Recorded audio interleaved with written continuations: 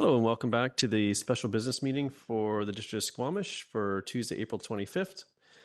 Please be advised that this council meeting is being live streamed, recorded, and will be available to the public to view on the District of Squamish website following the meeting. If you have concerns, please notify the corporate officer present at the meeting. We are on to item 4, bylaws, and A is first three readings or consideration of first three readings. And first up, we have District of Squamish Alternative Municipal Tax Collection Scheme Bylaw number 2966, 2023. And I'll turn over to staff to introduce themselves and the topic.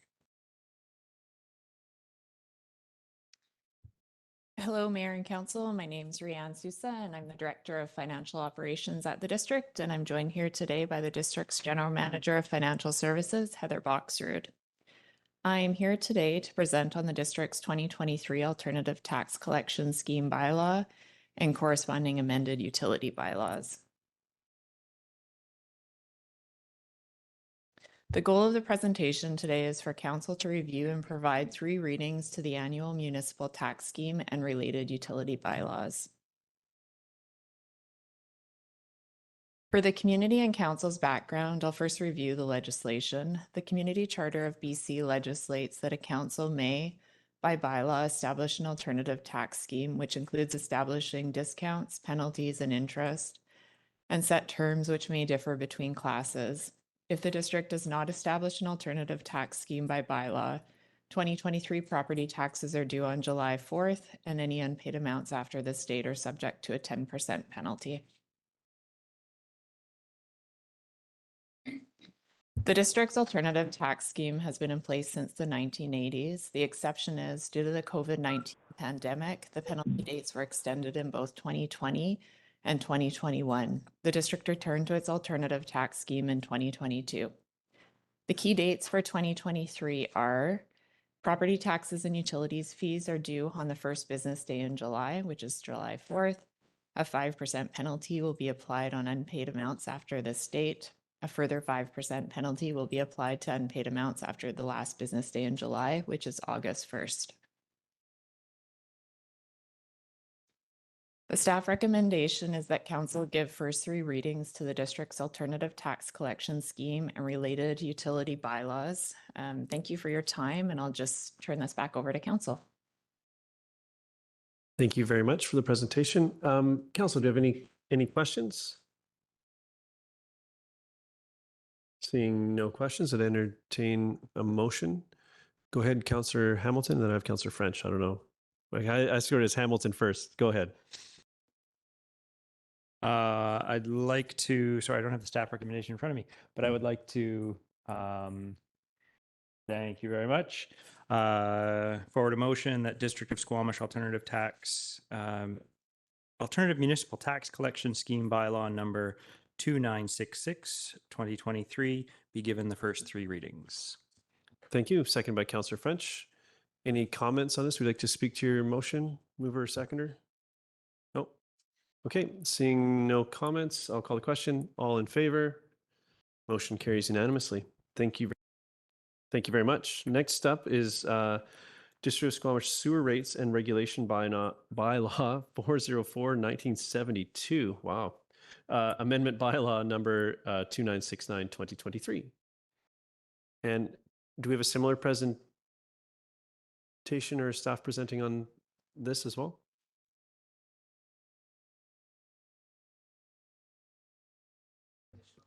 Oh, there's no additional presentation for this. Yes. Yep. Thank you. Councillor Penigo, removing staff recommendation, seconded by Councillor Stoner. No, I see no comments, so I'll call the question. All in favor? Motion carries unanimously. Thank you. Next up, we have District of Squamish Solid Waste Utility and Regulation Bylaw 2547, 2017, Amendment Bylaw number 2968, 2023. And is the same with this? You spoke to that in your first presentation. Okay, thank you. Already moved by Councillor French, second by Councillor Stoner. All in favor? Motion carries unanimously. Thank you very much. Next up, we have District of Squamish Water Rates Regulation and Water Extension Bylaw number 676, 1980, Amendment Bylaw 2967-2023. And again, staff spoke to that originally. Thank you. Councillor Hamilton moves and second by Councillor Pettingill. All in favor? Motion carries. Okay, our next order of business is to consider rescinding third reading and third reading as amended of the District of Squamish 2023 to 2027 5-year financial plan bylaw number 2941 2022 amendment spring bylaw number 2962 2023. And I will turn over to staff. Thank you, Mayor. Excuse me. My name is Heather Boxer, General Manager of Financial Services, and I am accompanied by Roland Russell, Senior Financial Analyst. We're looking to rescind the third reading this evening as there was an oversight on the permissive tax exemption listing. It was two organizations who were no longer in the 2023 program, just were left onto the list. And so we noticed that this afternoon. And so looking to rescind the bylaw, we'll bring it back for adoption on May 2nd. Thank you. So at this point, that's been corrected in this amended motion, the second staff recommendation. That's correct, yes. Okay, and do we move these independently? These feels like separate motions. Just want to make sure. Okay, so first would be the rescinding of third reading. Moved by Councillor Stoner, second by Councillor Anderson. Any comments on this? No. We'll call the question. All in favor? Motion carries unanimously. Thank you. Yes, go ahead, Councillor Stoner. Yeah, thank you through the chair. I just want to ensure that the spring amendment included the motion that was made at the last council meeting about removing some of the capital project expenditures. Through you, Mayor, yes, that is correct. The new amendment is as the resolution from last week. Correct. Thank you. And just to be clear on further clarity on that, what I heard earlier was the only change was removing two names from the permissive tax exemption that were included in error in the first term. That's everything else stays the same as what we've just rescinded? Yes, that's correct. Okay, thank you. Go ahead, Councillor Pettingill. Are you moving staff recommendation? Thank you. Second by Councillor Stoner. Any discussion at this point? Seeing none, we'll call the question. All in favor? Motion carries unanimously. Thank you very much. Next up, we have staff reports and strategic planning. And CAO Glenda is going to be leading us through this presentation.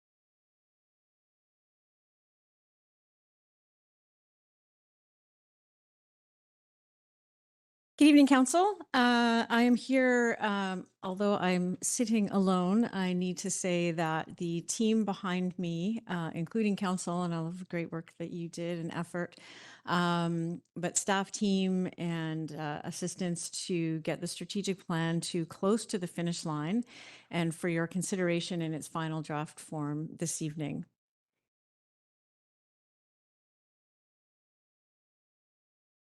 Purpose of the strategic plan is essentially to guide staff and council over the next council term and prioritizing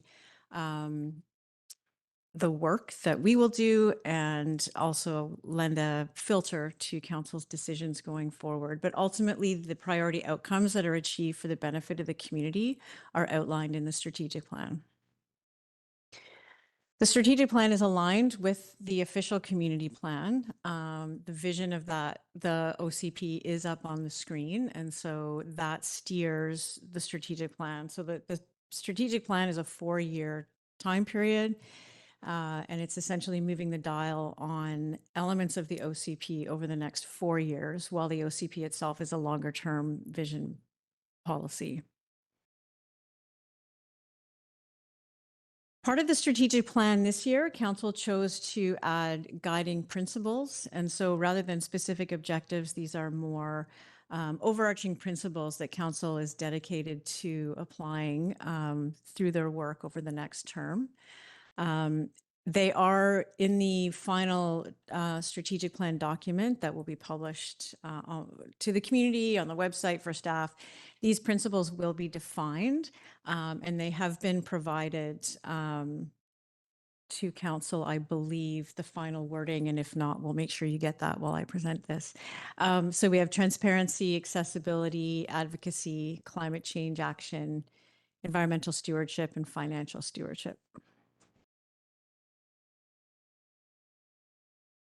So this is the framework that is behind the graphic that will ultimately be presented to the community, and we'll give you a sneak peek. So strategic outcomes, there are 4 of them, which essentially are the outcomes that council has prioritized for the community. And then under those outcomes, what objectives are you seeking to have achieved, ultimately, mostly through staff? And then our tactics are the action plans behind those objectives to achieve success. 4 strategic outcomes through the work of council were landed on, I guess is the right word, a connected and livable community, resilient people and relationships. So the last time that we brought this draft to council, it was resilient people and partnerships. We've put the word relationships in there instead for council's consideration. Remember, this is draft. Because in a local government context, partnerships is a technical term. And for your consideration is the idea that creating resilient relationships encompasses every relationship, whether it's community groups, citizens, other levels of government, without dedicating or committing to creating a formal partnership. So that's for your consideration because that's different than the last iteration. Reliable service delivery and prepared for the future. I'm just going to pause for a second, if you don't mind.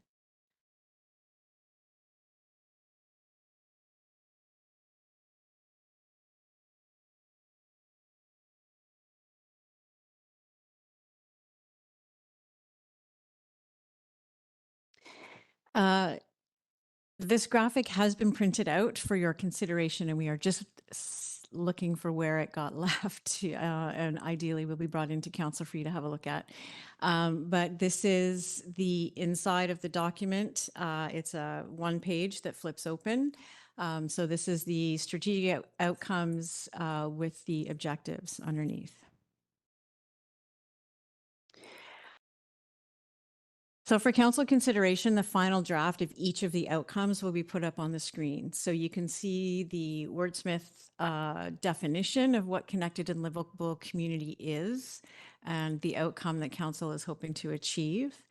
And then the objectives associated with that outcome. I wasn't planning to read them all out, Mayor Herford, but if you think for accessibility I should do that, I can. I maybe on these on the slides that are like these level slides, and I know Mhm. that there's going to be some more dense slides Mhm. potentially, and leave those aside. So perhaps it's worthwhile here. Yep. So the 4 objectives in order to create a connected and livable community over the next 4 years are increase the diversity of housing forms and tenure types year over year to promote affordable and attainable housing for people living in Squamish. generate a net increase of new parks, trails, and gathering spaces by September 2026, increase the number of inclusive and accessible arts, cultural, heritage, and recreational multi-use programmable spaces by Q3 26. Q3 is September. You'll see those interchanged. And increase the equity and accessibility of our active transportation network and transit system year over year to increase active transportation trips.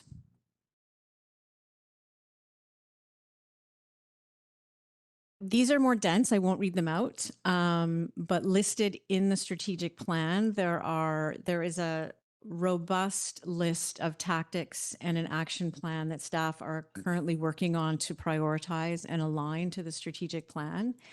Some of the key tactics that are in that plan we put into the summary document so that the community can see specifically what staff and council are committing to accomplishing to achieve the objectives.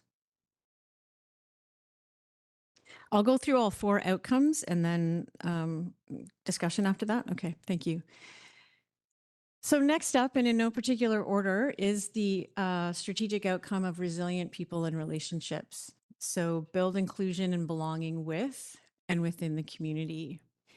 And the objectives to create this strategic outcome include continue to address calls to action for local governments in the Truth and Reconciliation Commission final report, and update the District of Squamish Truth and Reconciliation roadmap by Q2 2024, implement and complete the action plan by Q3 2026. And you'll note that Q3 2026 is the deadline that we associated with many of the objectives because that's the end of council's term, and then there are interim progress objectives associated as well. The next objective is aligned with the Squamish Nation strategic plan, which is to co-develop a relationship agreement with the Squamish Nation, the Squamish Okmeo. Strategic plan external relations goal number 3 by a mutually agreed deadline. Implement the District of Squamish inclusion strategy, which was completed last term. So inclusion, diversity, equity, accessibility, and action, and facilitate IDEA in the community. And last for this outcome is build relationships with community groups to increase community capacity and resources by September 2026. And again, a list of tactics that will be included in the summary document associated with the objectives.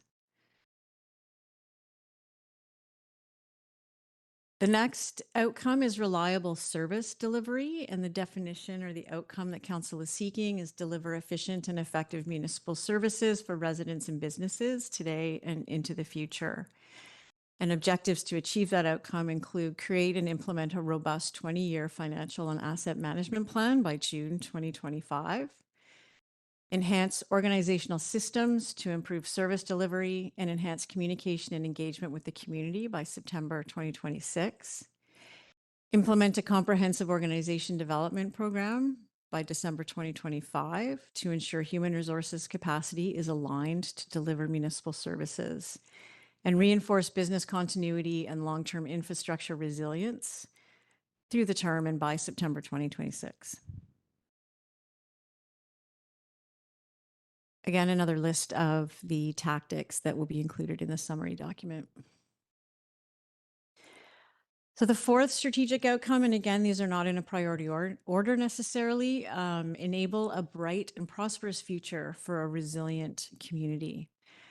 And to do that, achieve that outcome, we want to achieve the goal of reducing, reducing community GHG emissions by 45% by 2030 through continued implementation of the Community Climate Action Plan, increase economic activity in the core enabling and emerging economic sectors per the Economic Development Sector Strategy by 2026, invest in hazard mitigation, infrastructure, and community resilience programming to ensure community adaptability, thank you, in the face of climate change by September 2026.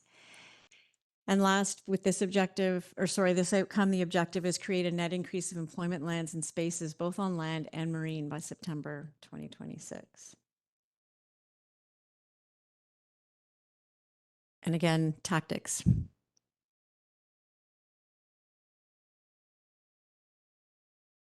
Did I? Oh, I went backwards. I was going to speak about how we measure success with this strategic plan, but does council have questions about the outcomes themselves, or would you like me to continue? I think throughout the process we spent some time there, so maybe we'll go through and do questions at the end if that's okay. Absolutely. I refer to, there's a book called Good to Great, which is written by Jim Collins. Many of you may have read it, and it's written for primarily the private business sector or publicly traded companies. But he has what he's referred to as a monograph or an addendum to that book, which I found very valuable in terms of strategic planning in a local government context. Adding or laying on top a traditional strategic plan template from the private sector or publicly traded companies in a social sector is very, very challenging.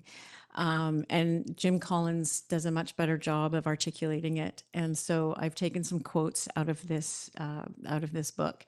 And essentially, the business sector metrics of success are widely recognized and tend to be based on money or profit, bottom line, generally empirical results. In the social sector, there are fewer widely agreed upon metrics of performance. Money is only an input, it's not an output.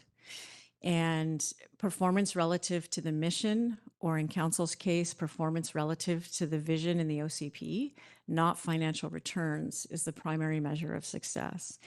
And so when we strategic plan with council, it can always be mind-bending and really difficult to come up with measurable or metrics that we can then communicate to the community. And we don't want to spend a lot of time figuring out a benchmark and a measure and a percentage when really what we want to do, according to Jim Collins, is hold yourself accountable for progress and outputs, even if those outputs defy measurement. So essentially, some of the objectives tend to be quantitative as opposed to, qualitative as opposed to quantitative. And in as much as we can articulate our success through metrics and benchmarking, staff absolutely will. But then in other ways, other objectives, we find that they're not as empirical. And so our tactic here is to, in terms of tracking progress and measuring success and council success in delivering on the strategic plan, I mean, ultimately success are the benefits realized by the community as a result of seeking to create these strategic outcomes. As staff, we'll measure our success to achieve the objectives by completing a robust action plan of tactics. Those tactics, we did attach to the agenda today, and we chose like a top 3 tactic per objective. And as I mentioned, once the strategic plan is endorsed, staff will continue to work through our list of tactics, our work plan, our action plans, ensure the capacity is there to deliver. And then as we report on the success or the progress of the strategic plan, those tactics will be reported once we have them determined. And at this point, we're committing to semi-annually to bring that report for progress to council and the community. It should be noted as well that we're currently working to pilot like a bolt-on software program that will, we hope, do a very good job of reporting on progress on the strategic objectives, as well as tell the story behind the successes of the strategic program. So we do have a staff recommendation. I do recognize that there are some things that changed even from the last iteration. So look forward to council discussion around what you see in front of you. Thank you very much, not only for the presentation, but for all the work throughout this this process. I really appreciate it. Council, do we have questions on what's been presented or the documents you have in front of you? Councillor French, and then Hamilton. Thanks, Mayor Herford. First, acknowledge all of the work that went into getting this document to where it is as we see it in front of us this evening. It represents work, hard work by my council colleagues, and probably even harder work by members of our staff to prepare the meetings, to prepare the documents so that council could discuss the strategic plan and build it to where we see it today. I love every single word in this plan, but for four. And the four words are, should the project proceed? So the final page of this document, the what we will accomplish 2023 to 2026, I believe that pretty much this entire page is fresh in front of us. And under the prepared for the future grouping, the accomplishment that reads tax agreement with Woodfibre LNG completed to secure industrial tax revenue, best benefit to the community should the project proceed. And I don't understand why we're including the words should the project proceed. This is a project that on a daily basis has 25 or more people crossing the water over to the Woodfibre site to work and push the project forward.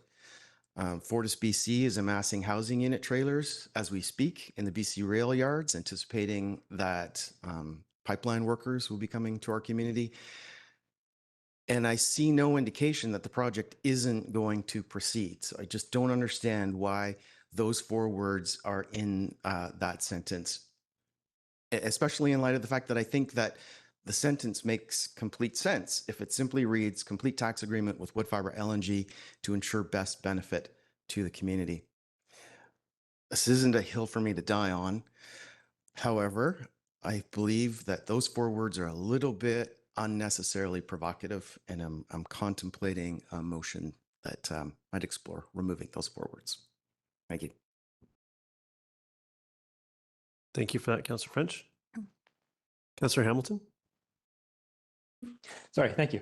Thank you very much for those words, Councillor French. I may have contribution to that shortly, but my question is related to the difference between relationship and partnership, and I'm not sure what I'm concerned about is that what my vision of this idea of community groups. This is in our resilient people and relationships. Item number 8, building relationships with community groups to increase community capacity and resources. I think that my vision for this objective is perhaps larger than is captured here. I think we do have a lot of relationships with community groups.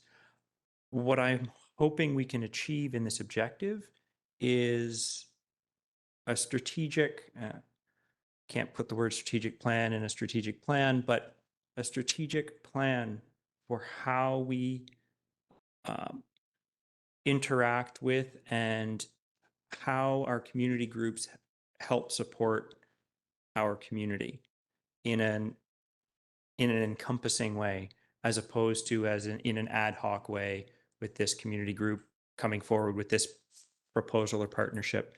And so to help me, Linda, you mentioned the partnership has a municipal context that's different from relationship. And I think maybe I don't understand that well enough. Could you expand a bit on what your definition of partnership is? Certainly. In the local government context, we enter into partnership agreements with outside entities. And I'm looking to Robin so I don't misstep, but as an example, we have a partnership agreement with Sorka. Yeah. Sorka, Chamber of Commerce, Tourism Squamish. And at the same time, there are many groups in the community that council will support in other ways, whether it's in-kind support for space, whether it's more informal, and that way it's not a partnership. So the suggestion was for council to have the discussion. If you want to focus on partnerships, it actually narrows what you're talking about in terms of relationships with uh, groups in the community. As an example, it wouldn't be a partnership with Squamish Nation. They want to sign a relationship agreement. The Squamish Nation is another level of government. We don't partner with them. So it's. I think we're just sensitive to the fact that we have partnership agreements with certain entities for service delivery, and that's not always the framework within which I believe council wants to work with organizations. Again, it's up for discussion. It was just a recommendation for council to consider. I also want to add some clarity, but I can wait because I'm answering a question. But I think we're asking questions and seeking clarity. Okay. So if you have some additional clarity to provide us at this point, then that might preempt some questions around the table. So go thank ahead. you. The last page on the summary that says what we will accomplish. The tactics that are the appendix to this document that have been brought forward to council previously as we worked through the strategic planning. They're written out very specifically in terms of, what's the tactic, what's the measure, what's the deadline, who's accountable. These bullets on the back are just written in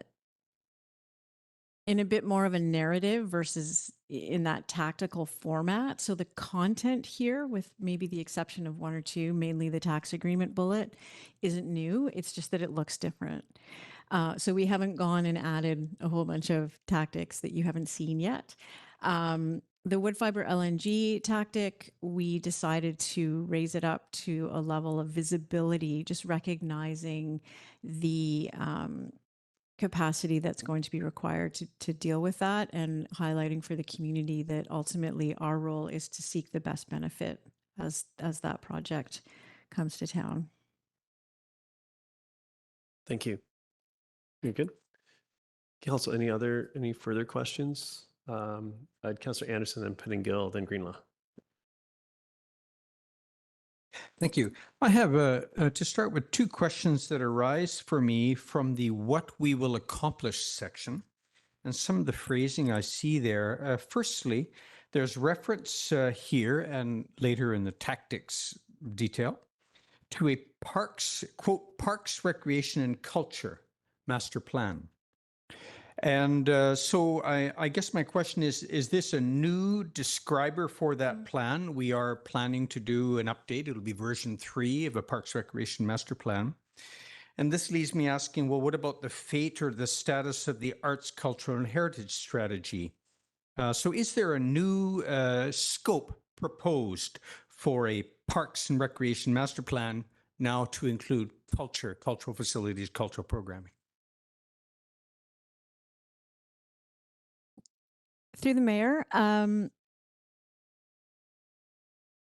don't believe that the intent with, let me back up. Yes, it's a new version. It's an updated Parks and Recreation Master Plan based on the plans you've seen in the past, the plan that currently exists. It's an update. I do not believe that staff intend to override the current arts, culture, and heritage strategy, but I do believe what they want to do is further incorporate arts, culture, and heritage as the Parks and Recreation Master Plan is complete, so that when we talk about multi-use programmable spaces and incorporating and bringing up to the same level as recreation, our focus on arts, culture, and heritage. Thank you. My next question, and you may interpret it as a comment, perhaps you may be able to offer something for me, but as I look at the at reference to the active transportation plan, it is to be implemented. The phrasing for, and I'll give a list, the Truth and Reconciliation Roadmap, policies to increase affordable housing, the climate action, community climate action plan, the Parks, Recreation and Culture Master Plan, Zero Waste Strategy Action Plan, and the Squamish Valley Agricultural Plan. Each of these are to be updated, but the active transportation plan is apparently not to be updated. And I guess this is more of a comment, Ms. Glenday, because I live in a neighborhood of 1,500 households without a safe and convenient pedestrian trail to 3 schools and the downtown. And that issue is not referenced in the current active transportation plan. It's given no mention at all as something to be addressed. So I guess I'm championing an update. And Ms. Glad, you can interpret this if you wish as a comment, but I cannot help but pass this on. It's been a long-standing issue. So I do hope to see some attention to, as we address the active transportation plan, that it can also be considered to be updated or in need of updating. Thank you. Chair, I did have one more question, we will, you've outlined that tactics are something that staff will go back to and refine. Number 16 in the objectives for the next 2023 to 2026, number 16 is create a net increase of employment lands and spaces, both on land and marine. However, the marine action strategy is not addressed in the employment lands section of 4D, but rather it is included under 2A, generate a net increase of new parks and trails and gathering spaces. And I just would highlight that that might be given some attention because the marine action strategy implementation very much includes commercial infrastructure, waterfront lands, access, and a rather different theme than new parks, trails, and gathering spaces, although it does include that more generally. But I just wanted to pass on that observation that when we come to address, or staff comes to address tactics, that I just thought that that particular strategy deserved to be highlighted instead under section 4 rather than section 2. Yes, Ms. Glende. Thank you. I appreciate that comment. And the original appendix that was published on the agenda did have a miss that has been amended. So under 2A, the downtown marine access study that is referred to as part of the marine action strategy is specific around access to the water and a study around the ability for the public to access the water. So that's why it falls under increasing ability, like parks, trails, and gathering spaces.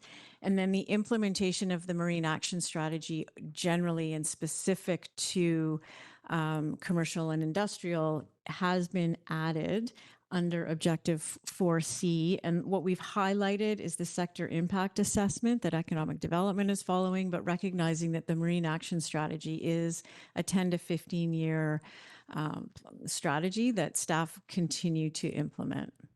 And as we report out on this, more detailed tactics and not tactics, but actions out of that strategy will be highlighted and brought to council for attention and reporting.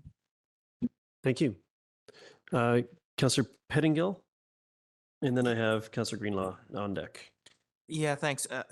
It's probably going to be a comment / question, but I'm sort of wondering about the removal of the word updated in prepared for the future, reducing community GHG emissions. So prior draft had talked about updating as well as implementing the community climate action plan. And I was a bit surprised to see that word removed. I think that's important because we've also updated our OCP and so on to talk about the most recent science, which is very explicit that if we want to hit 1.5 and kind of survive the challenges ahead, we can't have any new fossil infrastructure. We have to reduce what we have, and this is oil, coal, and gas, not one or the other. And we need to do carbon sequestration. So we need to do all of those things, and we can't, at the end of the day, can't discount scope 2 or 3 or 4. It has to be all the scopes, all the things. And so I was hoping that, capturing some of that was, to my mind, captured in the word updated. I see we've moved updated into what we'll accomplish on the back page, but then we've also added wood fiber LNG. So the only private corporation we've mentioned in our strategic plan document is the one sort of at odds with much of our other ambitions and so on. And so I'm finding it very jarring and to actually understand what is our intent with climate. And I wonder if, I'm trying to think what is the best solution here. Is it to add updated back where it was? do we just remove, I don't think we're all on the same page about that wood fiber LNG being included in the strategic plan. There may be reasons where if we are faced with no choice but to have this project, then we want to make sure there's an agreement, but it's really not a strategic goal to facilitate or enable a project like this, given the context of our other things. So is this something that, you know, we pull out for more nuanced discussions, but it's not a top line bullet of what we're trying to accomplish? So I just wonder if you want to speak to that, and that's what I'm struggling with, and it's sort of pretty close to deal breaker place for me, and I'm not sure how to resolve that. Yeah, thank you very much. Through the mayor, it's certainly adding the word updated in objective number 13 is easy to do because the tactic includes it, and that's the intent, is to update it. So that's no problem, likely more of an oversight. And the purpose of putting in, you know, wood fiber LNG, and I realize I put in the name of a private company into the strategic plan, was really this is a draft and for council discussion around, do you want to highlight to the community that resources are going towards dealing with industry coming to town? And if, again, this is a draft, so it's for council discussion, we could make it less pointy around it being wood fiber specifically, but responding to, you know, industry coming to town, or if it doesn't fit with your strategy, recognizing that in terms of our ground truthing, our tactics and capacity, that is impacted by other work that isn't named in the strat plan. Thank you. Do you have a follow-up, Councillor Pettingill, before I'll go to Councillor Greenlaw? We can come back around if you've... Yeah, I think I'm going to chew on that. I think, to me, if we're going to mention this topic, I think some of that nuance and how we explain it in the context of prepared for a future, which we've sort of said is very much climate focused, I think how we articulate that is going to need some thought and some work. So, but I'll chew on that a little bit. Thank you. Councillor Greenlaw. Thanks. Yeah, I just have three kind of pretty minor comments, I think. Personally, I don't know if there's going to be objection to this. I would like to see equity added as a guiding principle. A really tiny little aesthetic thing is maybe adjust the text a tiny bit so that it's not along the fold of the handout.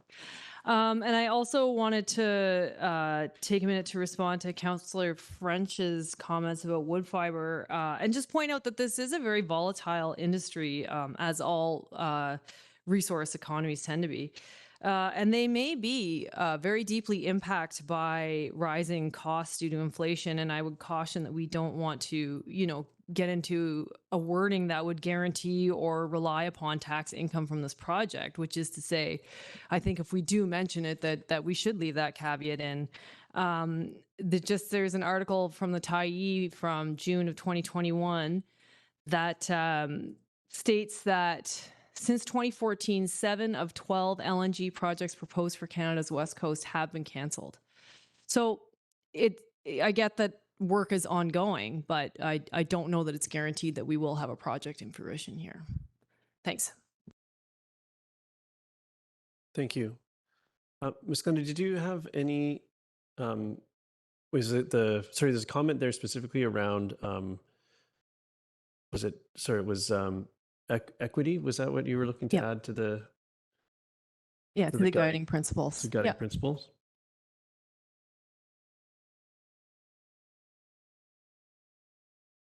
Can you think, Ms. Glenda, can you think of where that, well, I'll let you, take on all the comments, and you're not jumping for a reply, so that's fine. Councillor Stoner. I would also suggest that's probably council's decision if we want to add it as a governing principle, and I would be open to that. I think my first question, kind of similarly, it would be helpful for me to better understand. So I hear you when you say that these are kind of the tactics in a more narrative version, but they're not all there, and some of them are highlighted and some of them are not.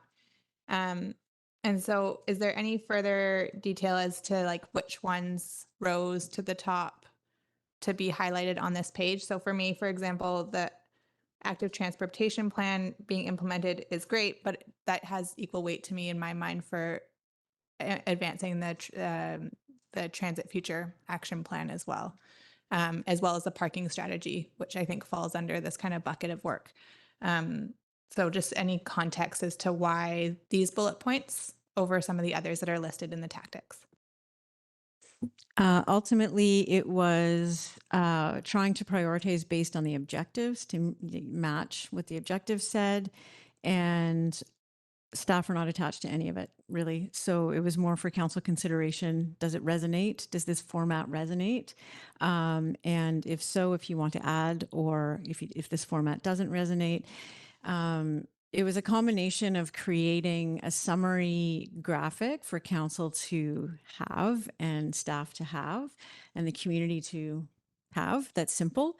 And then for those that do want to dig into the detail, we will continue to so currently now, like I said, this is 3 tactics per objective, and that was really just to keep it concise. And then as we build out our action plan and start reporting more robustly on every tactic, this will be provided in some sort of format, whether it's our new software or continued the way it is. So the details available for folks if they wanted it, just to be perfectly honest, doesn't fit on the lovely graphic. So it's less about priority and more about, do these resonate with you and they fit?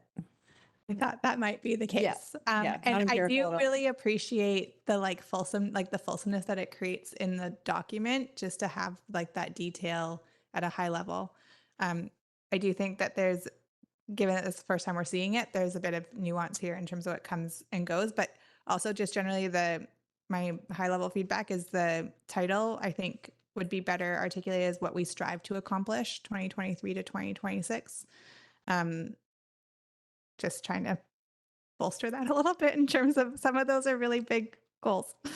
And then I have 2 other components. One is under reliable service delivery, objective 12. I know in our last meeting, we had a fair bit of discussion around what is now titled, or what is now called, reinforced business continuity and long-term infrastructure resilience by 2026. And this originally came out of ongoing work to evergreen, update, renew, and complete our master plans. And we have chosen to take out the word master plan out of this objective. But as I read it now, it feels like it's not super tangible about what it is that it's trying to achieve. So I want to test the waters with my council colleagues about putting master plans back into that objective. And I think those were the 2 big ones that are sitting with me then that's mostly to my council colleagues for context. Thank you. Councillor, sorry, which objective number was it again? It's objective number 12. Oh, thank you.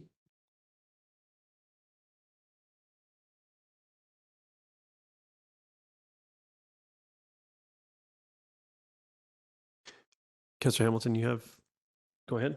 Sorry, we're all multitasking here, but yeah, it's actually go for it. more of a question. What sort of feedback are you seeking at this point? Would you be interested in the council passing motions for the changes that we're interested in seeing, or do you just want to collect feedback ad hoc as we are throwing it at you?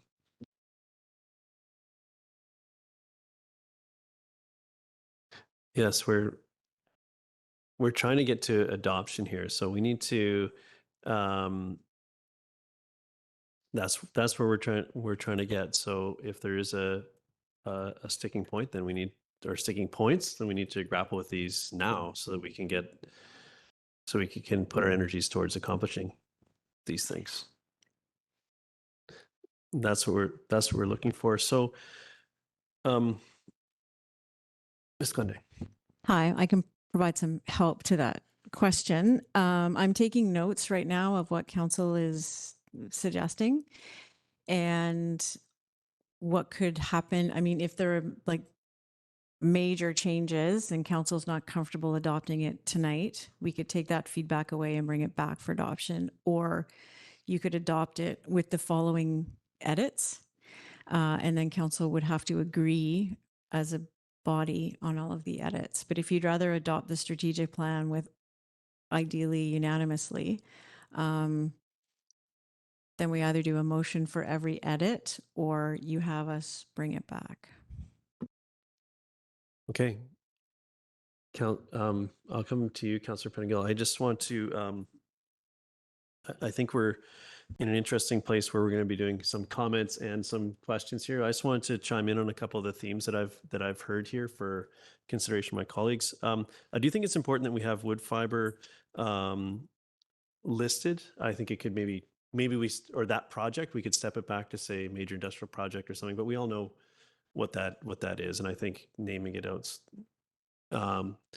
yeah, but with this is, as much as there's a Fortis component to overall project, the Fortis piece of that project doesn't require tax agreement. So for me, that's where this specific piece is. But I do think that having the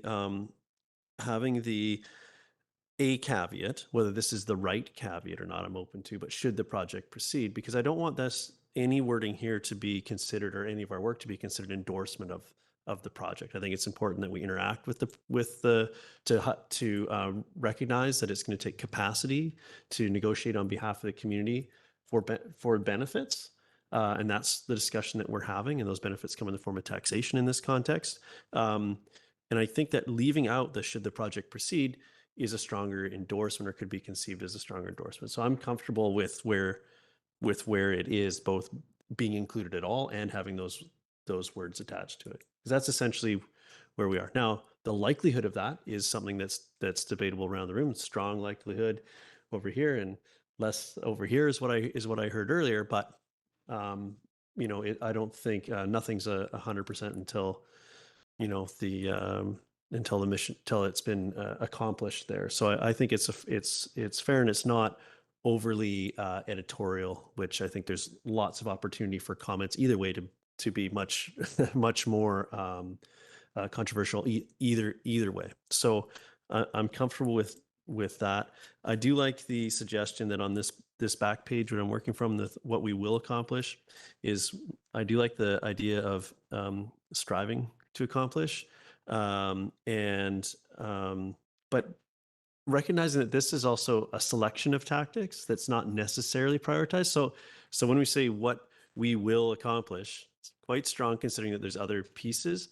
I like the strive to accomplish, but something around these and others like it. Like, I don't know how specific we get there. Do you have some thoughts on that, Ms. Glende?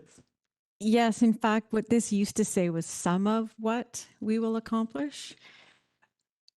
And I went back and forth with it because I thought, well, it's not really very committing to say we'll do some things, but the intent was this is not a full list. So it's like, here's a sample of what you can expect to see in the community as the strategic plan is implemented over the next 4 years. And that was how I tried to say it more concisely. Yeah, thank you. That helps. And I think that when I reflect on last council's strategic plan, which we still have some graphics on the walls in this room, I look at some of the pieces sort of required, like updating was actually the action. And I think that this piece is maybe the more of the alive and living piece of this that can change, and maybe our tactics to accomplish our outcomes shift over time. So maybe there's some reporting out on this piece and adjustment as part of that ongoing reporting. I don't know how you capture that in 4 words at the top, or however much space you want to take up with that. But I think that this piece is a little bit more alive, and things may drop off or be added in, or in a future update. But the piece that we're trying to produce, I'd like to have the shelf life of the term. So I don't know. Do you have any suggestions on that? Do you see that the same way? And I guess it's the shelf life of the overall document, given that these pieces are kind of moving like.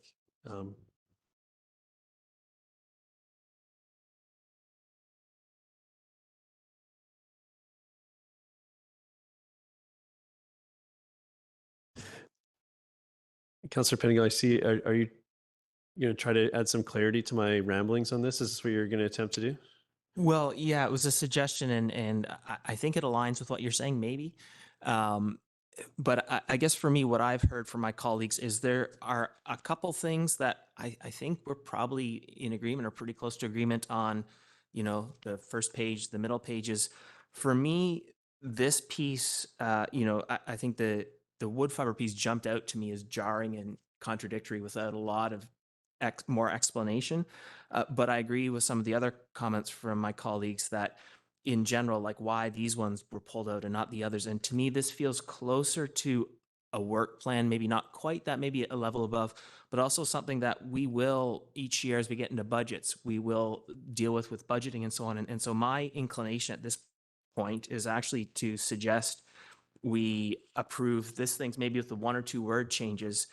And this back page, have it prominent attached on our website to the strategic plan as an additional document, like here's the tactics, and give ourselves more freedom to adapt it and update it and deal with it in our budgets. And I think that will, from my mind, avoid a lot of hashing through the specifics on these items, which we haven't really done, I think. And so I think I would be quite happy to have the first, the cover and the middle as our strategic plan, and then sort of attach this and highlight this information, but not in this document. And let's keep this document very direct and simple.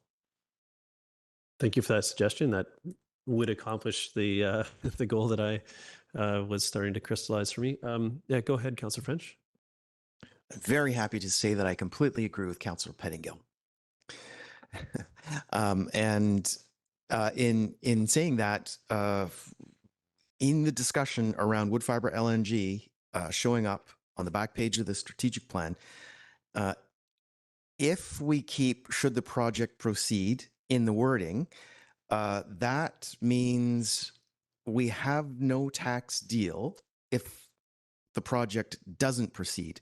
And if 3 years from now we learn that it's not proceeding, I'd much rather that we actually have a tax agreement in place so that in the time the project is in our community realizes some tax benefit. However, Councillor Pettingill's suggestion that we just take this page out of the scenarios works well for me. Thank you. I'll add my voice there. I think that providing something like this in some way would be beneficial, but leaving it off at this point and perhaps looking at those quarterly. I don't know how we provide that sort of that first step, like which is essentially what this is. But I think that can be a discussion for another day, and we can move forward on. So for council just to consider, I like this suggestion and moving forward with the first 3. So if we could focus maybe our comments there, if there are any friction points on those first 3 pages, then we'll work to get through those today, because I think and I feel like we can. So I'll go to Councillor Hamilton and then Anderson. Thanks very much. So focusing on the first 3 pages, I support Councillor Greenlaw's desire to have equity, and I would suggest that it comes in the council governing principle of accessibility, that we are inclusive, welcome, fair, equitable, and strive to ensure all are heard.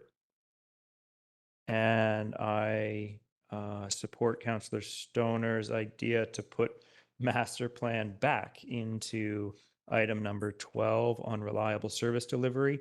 Yeah. So thank you. On that first point, I'll just rather than making a motion and going to debate, I'll just sort of go around. Is anyone not okay with that language change? It seems fairly palatable by me, and I think captures our intent. Yeah, go ahead. Just for clarity, Mayor Herford, are you referring to the item number 12? No, I'm backing up to the guiding principle, which was on accessibility, just to work the equity into that phrasing. Was essentially the proposal. Just to break this into palatable pieces or into manageable pieces. Okay, and then the second part, now the master plan inclusion exclusion, which is sort of the next piece. I recall some discussion on this, but Ms. Glenda, could you speak to, because I see master planning appear else, like we can't do that long-term financial planning without master planning. And so it's sort of the kind of concept that I have with this. Could you speak to your thoughts on including, excluding, and if that, what that would or wouldn't do for your work planning? Thank you. Yes, and as mentioned previously, master plan is our overarching umbrella term that includes strategies, I guess strategies. So it's master plans and strategies ultimately.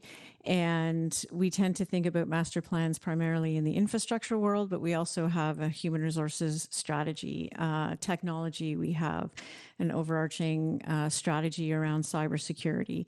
So including this here isn't business as usual, because what it does is it addresses the risk that we see as an organization across all of the services we provide, whether it's infrastructure, people, technology. And it ensures that as staff are implementing our work plan, that we're updating and keeping relevant master plans to address the risk of the organization and provide reliable service to the community. So we believe that it's really important to include in here so that we keep them evergreened, keep them in the budget, and deliver on those master plans. And as mentioned, I don't know if you remember, but there was a time when we didn't master plan and things were very ad hoc. And it's funny how quickly we start to take advantage of or take for granted the things we stretch to do and then become good at, and then they become business as usual, but we're not quite ready to call it business as usual yet. Thank you. So Councillor Stoner, this was, I think you sort of kicked off this piece of the conversation. Do you have a suggestion here? Boy, do I ever. Ready for it?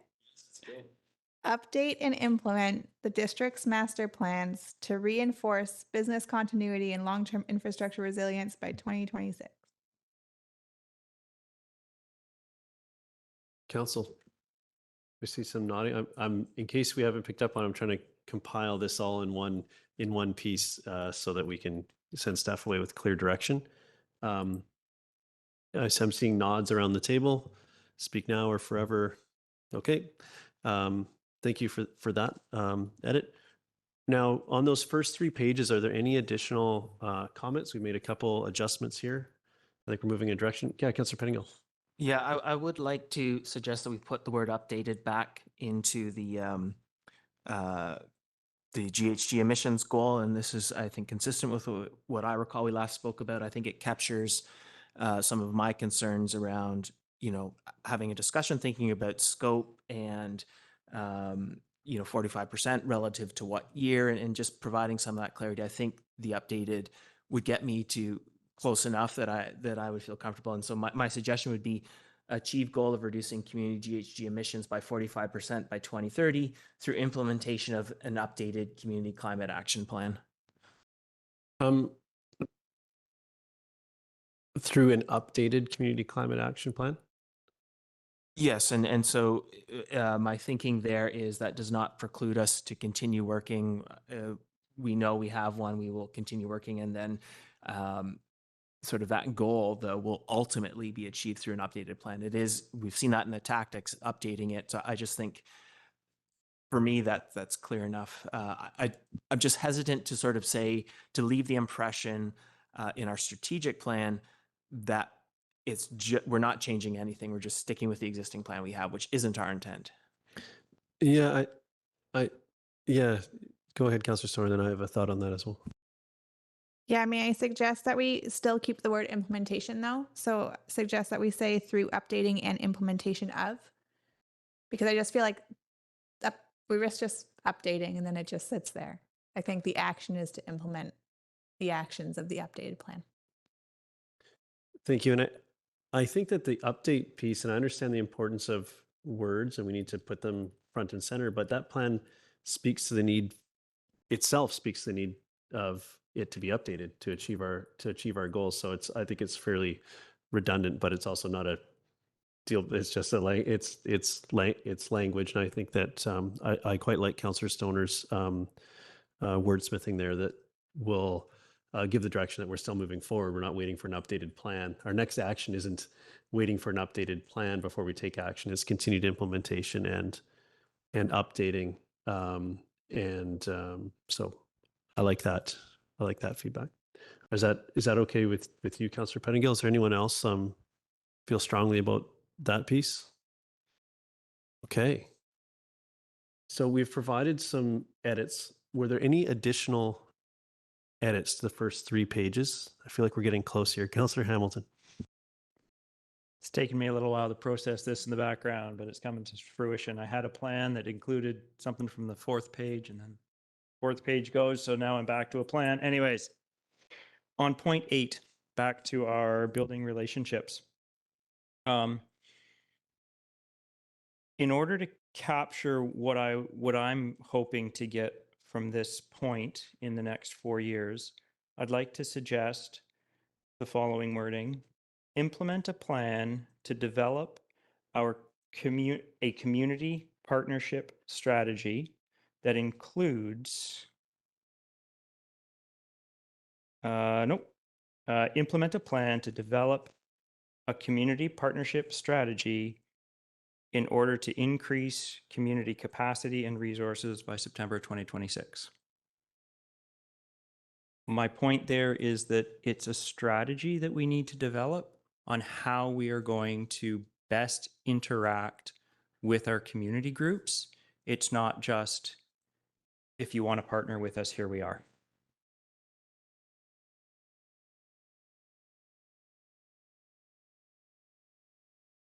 Councillor Pettingill. When I hear that, I guess for me, why I liked what we have here is the end goal is to build those relationships and to increase the capacity and resources. That is what we want to achieve. I'm worried a little bit that with the proposed resolution, we focus more on one of the tactics to get there. To me, what you're talking about and asking for makes sense probably as a tactic, and it's one of the things we may want to do. But personally, I would like to keep very clear in my mind the goal of building those relationships and increasing that capacity and resources in those groups. Like that's really what I want to see the outcome of. Thank you. And I'll chime in there as well. I think I like where we are with the wording there. And the stronger relationships may not result in a partnership agreement, which is that technical term. So, but when we do get into the conversation around the 4th page and the tactics, I'm sure that that piece will be surfaced there, and it is a way to achieve that. But yeah, go ahead, Councillor Hamilton. So I think Councillor Pettingill and I are in alignment that the goal is to build the relationships. I think that the nuance that I'm struggling to articulate is that I would like us to reach out to build partnerships and relationships that we need, as opposed to just developing, an application form for community groups to apply to and a system for them to apply to, but for us to say, here are the community groups or societies or partnerships that would benefit our community. Here are the things we're missing. Okay, invite. I'm gonna ask a question of staff here just to maybe help us unpack this a little bit. I'm thinking about the next step here, and we've got 3 pages here that we're almost there on. This next piece around tactics, how do you see coming to council with that? I can see where the reporting is and the next pieces, but just like that starting point, I'm not exactly clear on, as we've sort of changed a little bit today in this meeting. So maybe, and I think that's where some of this lives. So where I know this is new information as we're going here, but could you speak to what your sort of ideas would be for next steps on this to address things such as that? Thank you. Through the mayor. So the tactics that council has seen and the appendix that's been published is a start in terms of here's what we are striving for. If you remember at the beginning of our strategic planning process, and we do plan to bring it back soon, is that intake tool. So if there's something not on a tactic list that council wants to see, we put it through the intake tool. And that tool talks about, does it align with the OCP? Does it align with the strategy? So in the example you're speaking about, the answer is yes. Then the next question is resources. And that's when it may get put in as a tactic by council, the deadline and may be affected, and then it is brought forward to budget for consideration. So next steps ultimately would be to have the strategic plan published and communicated to the community. And then council's first touch would be an update on here are all the tactics. As I'm not sure the timing of the pilot with the software, I don't want to rely on that because that might be too far away. But it would be a list of basically staff's action plan, which we are continuing to complete. We didn't want to, completely nail it down because we didn't have the strategic plan, right? We didn't want to get ahead of it. So I'd have to look at the agenda planner, but that's essentially the next touch. Okay, thank you.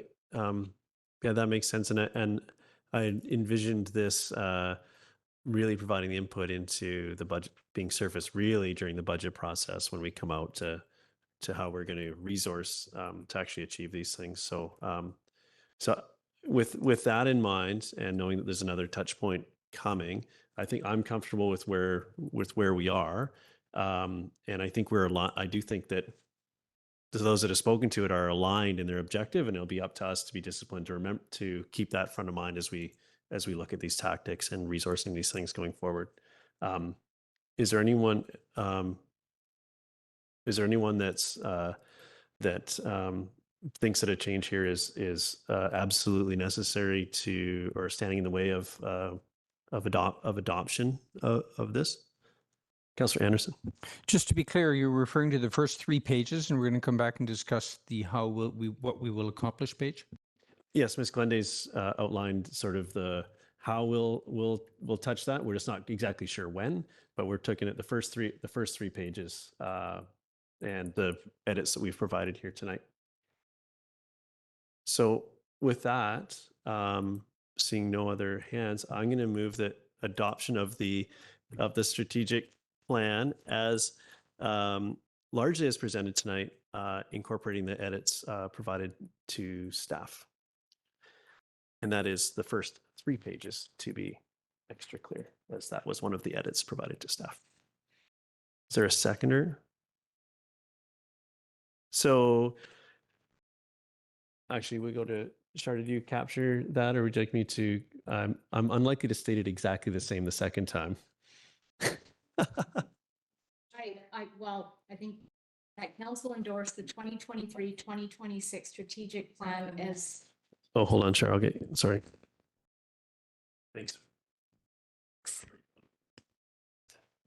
That council endorsed the 2023-2026 strategic plan as presented at the special business meeting on April 25th, 2023, with the amendments provided to staff.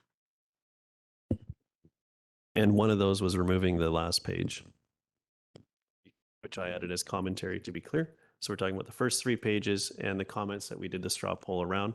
Ms. Glenda, there was only a few, did you capture those, and you mind recapping just to make sure that we're all on the same page?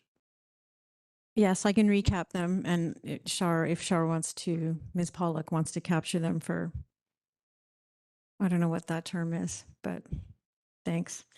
So accessibility, add the word equitable in the narrative. You didn't bring it up, but I'm assuming there was no change to the fact that relationships can stay in as opposed to partnerships, yes? Number 12, adding master plans. I wrote it down, update district master plans. Number 13, add updating and keep in implementation of the CCAP. And then the narrative explaining some of the tactics, remove it. So the last page will be more graphic, maybe a narrative on how we plan to measure success in terms of an appendix with detailed, robust tactics and action plans once staff have completed that. Okay, council. So that captures my that provides the clarity on the motion I move. I was looking for a seconder on that. Councillor Greenlaw. Thank you. I'll speak briefly to this. We've gone around.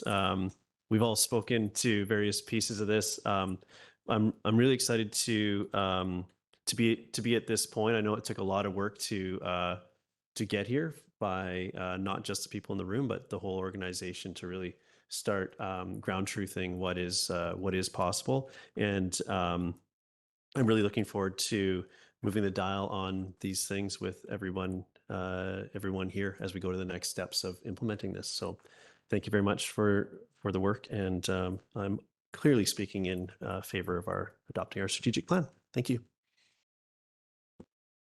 Councillor Stoner. Thank you. Through the chair, huge thanks to my council colleagues, to staff, and to the facilitators who started us out on this direction. Creating a strategic plan is not an easy process, but it is a really important one for guiding the next 3.5 years that we have sitting around this table and working with staff to try and achieve some of the goals that will hopefully benefit our community the deepest going forward. It isn't easy to narrow down to what your core priorities are going to be for 3.5 years. And we have 16 very audacious goals is the way that I'm going to explain them. There's a lot already going on within the district. There's a lot going on around the council table, and there's a lot going on in their community. There are a lot of competing priorities. And it is our job as those of us who have been elected around this table to figure out how and what pieces we're going to move forward. And I think this plan is one that I can be very proud of, and I look forward to implementing with my council colleagues and with staff for the next 3.5 years. I know it's going to be a lot of work. It's going to take a lot of focus, and it's going to take a lot of really hard decision making. But I think this document and the process that we went through to come to it together will hopefully help us make those really hard decisions that we know we're going to have to make for our community over the next few years. So a word of thanks, and I fully support the motion on the floor. Thank you very much. I have Councillor Pettingill. Yeah, thanks. I'm also speaking in support. I just want to call out the piece on equity. It is already referenced quite strongly in resilient people and relationships, but I did support pulling it and adding it to the principles as well, because it is such an important key concept. But I just wanted to highlight that because I didn't want people to think who are listening that we left equity out. It has been there, but I think raising it and making sure it's articulated in the principles is very worthwhile. Just in general, like some of my colleagues have said, I found the strategic plan last term so important for almost every decision that faced us. So going through this process and making sure we had a really strong document was something I talked about during my campaign, and something that has been central for me. I think we have 2 new councillors, but it is a very different dynamic, and we are all strong personalities, and figuring out how you're going to work together for 4 years on some pretty intense topics is important. And so going through the process of developing the plan, I think was critical to setting us up for success. And I think we've done that. And along those lines, and I've mentioned it once or twice, but I did have the unfortunate luck, I guess, of getting COVID partway through the process. And,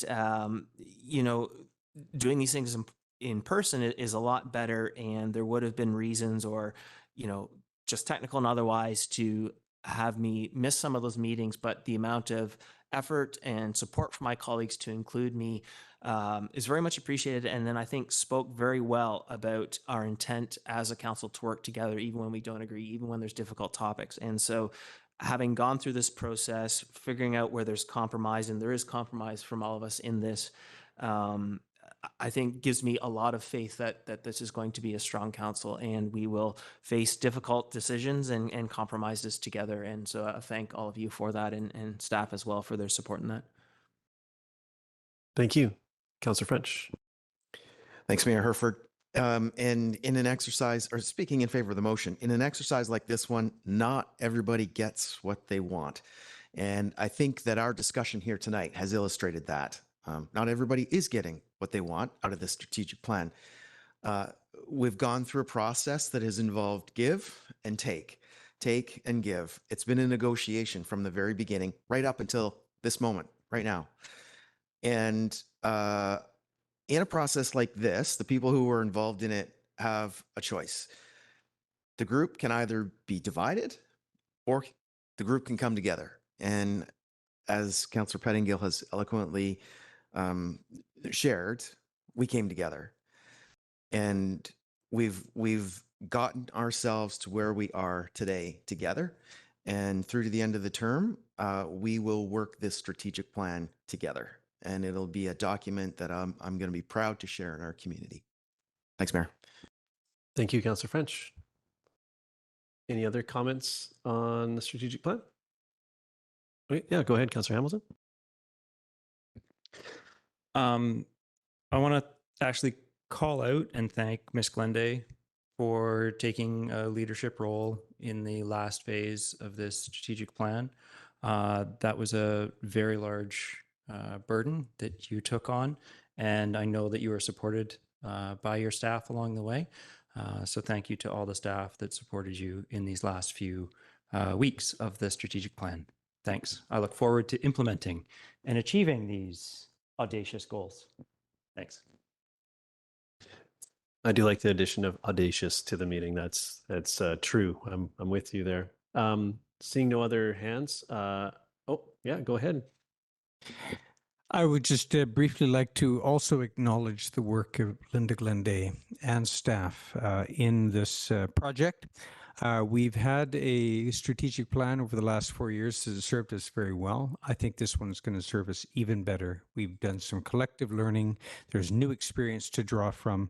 I think that there's real improvements in how this will be used, and we can already see the mechanics of how this will be used in future, and I'm looking forward to that. Thank you. Thank you, Councillor Anderson. And with that, I will call the question. All in favor? Motion carries unanimously. Thank you so much, Ms. Glenday, and everyone around the table. I have one order of business that's not on the agenda, but I'm going to exercise my my power as chair to recognize someone sitting to my left, Ms. Charlene Pollock. This is I understand, your last council meeting after being with our organization since 1996. Am I even hearing that? Which is truly remarkable. I will share, I graduated Howe Sound Secondary School in 1996. And that was, it was just yesterday. It was just yesterday for both of us. And your contributions to this organization are impossible to capture as I sit here. We've done our very best as a council to capture that in comments in this card, but nothing that we could do could really capture the gratitude that the people of Squamish maybe don't know that they have, but have for your service to your community. So thank you so much for everything here. What do we have? Oh yeah. Can you get a real close up there? Oh, we got a close. Hold on. We got to, if you slide the. Oh, yeah. And for everybody at home, there you go. So we also had, hopefully you have some room on your walls for this piece of art.